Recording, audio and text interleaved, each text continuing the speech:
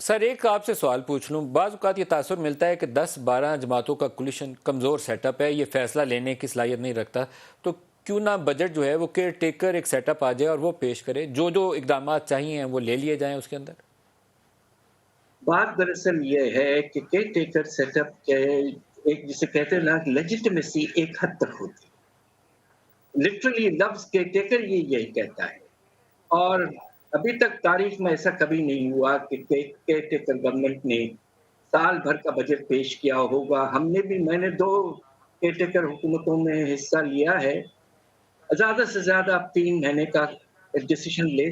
سکتے ہیں، اور ہم نے لیا تھا وہ زمانے میں IMF پروگرام کو بھی ہم نے اسٹینڈ بائی فیسلٹی 3 مہینے کی لی تھی، مگر یہ نامناسب ہوگا۔ دیکھیے پارلیمنٹری نظام ہے، بجٹ اس سب سے اہم سالانہ جو مسئلہ ہوتا ہے اس کو ایبڈیکیٹ کر کے کسی غیر منتخب حکومت کو دینا میں سمجھتا ہوں نامناسب ہے۔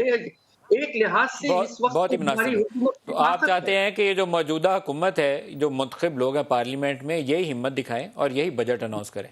بالکل کریں، اور اللہ کے فضل سے 11 پارٹیاں ساتھ ہیں، تقریباً 70% ووٹ ان کے پاس ہے۔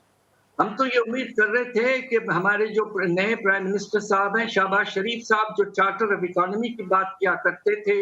انہیں ایک سنہرا موقع ملا تھا کہ اتنی پارٹیز اکٹھا ہو گئی ہیں، ایک